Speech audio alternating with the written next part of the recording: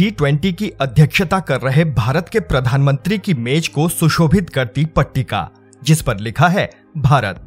ये पट्टी इस बात का सबूत है कि देश का नाम इंडिया रहे या ना रहे, लेकिन इतना जरूर तय है कि अब सरकार की नजर में भारत नाम ही प्राथमिकता में रहेगा।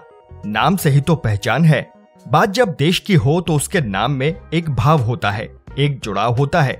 ये नाम उस देश की संस्कृति, परंपरा और विरासत का संगम होता है।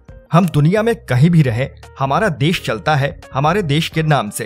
हैरत है कि आज हमारे देश के नाम पर ही विवाद खड़ा हो गया है। इंडिया या भारत, सही कौन गलत कौन? कभी किसी ने सोचा था कि हमारे देश के नाम पर भी इस तरह की बहस हो सकती है?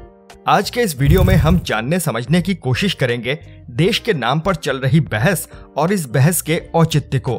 तो बने रहिए हमारे साथ इस वीडियो के आखिर तक। India likely to be renamed Bharat. India could soon become Bharat. समुद्र के उत्तर में और हिमालय के दक्षिण में जो देश है उसे भारत कहते हैं। G20 समिट में रात्रि भोज के लिए राष्ट्रपति भवन की तरफ से एक निमंत्रण पत्र जारी किया गया था, जिसमें 9 तारीख को रात्रि भोज के लिए G20 देशों के नेताओं और भारत के मुख्यमंत्रियों को आमंत्रित किया गया। यही निमंत्रण पत्र इस विवाद की जड़ बना। असल में इस पत्र में राष्ट्रीय चिन्ह के ठीक नीचे प्रेसिडेंट ऑफ भारत लिखा हुआ था। शायद ऐसा पहली बार हुआ होगा जब ऐसे औपचारिक पत्रों में प्रेसिडेंट ऑफ इंडिया की जगह प्रेसिडेंट ऑफ भारत लिखा गया हो। निमंत्रण पत्र के सामने आते ही सरकार विपक्षी पार्टियों के निशाने पर आ गई। उनका आरोप था कि सरकार देश का नाम बदलना चाह रही है।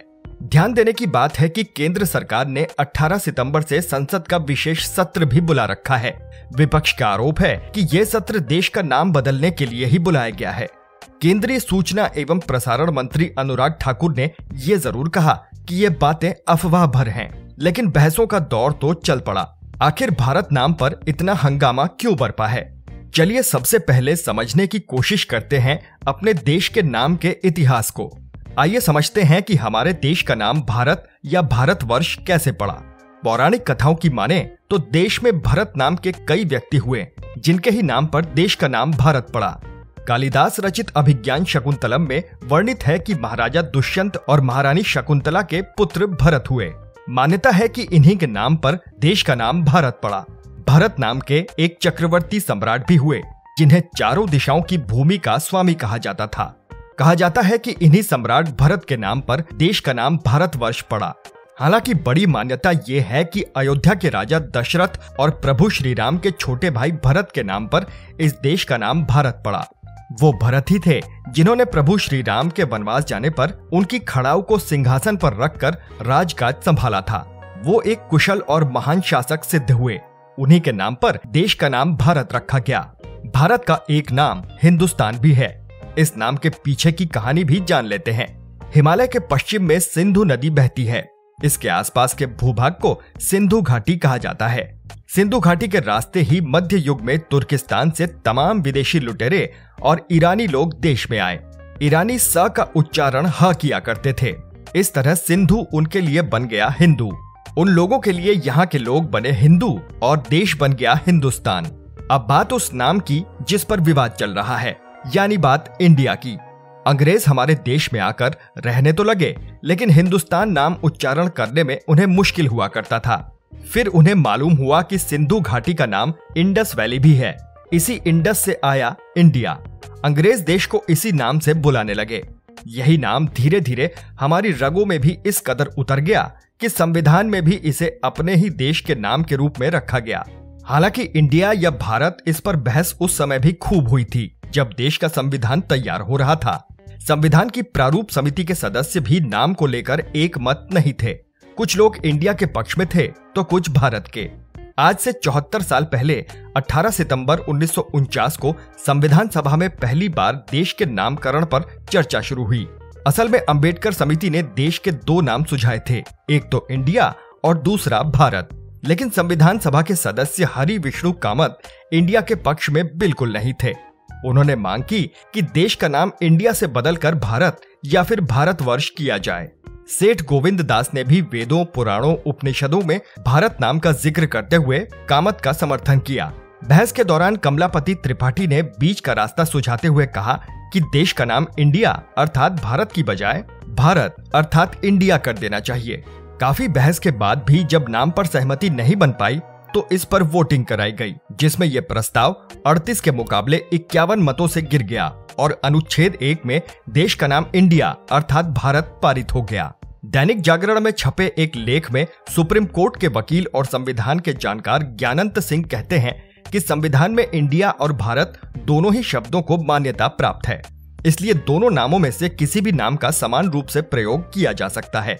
उनके मुताबिक अगर सरकार भारत नाम का इस्तेमाल अपने आदेशों में करती है तो कोई संवैधानिक अड़चन नहीं है और न ही इसके लिए किसी संविधान संशोधन की जरूरत है।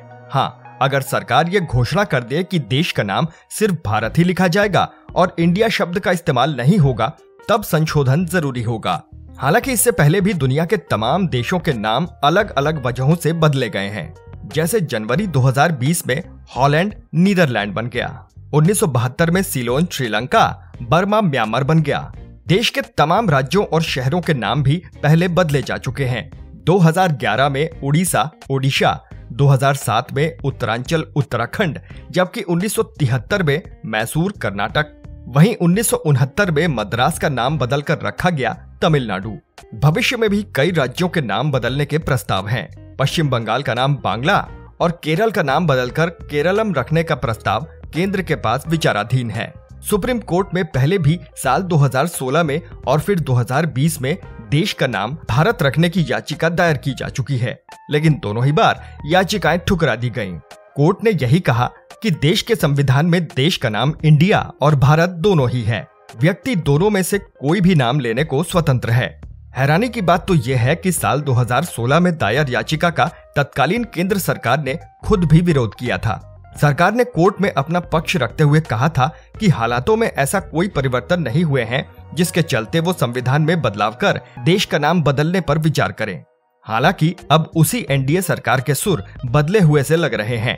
अब सरकार इंडिया नाम को औपनिवेशिक सोच बता रही है। हालांकि एक बात स्पष्ट होनी चाहिए कि देश का नाम कतई बदलने नहीं जा रहा।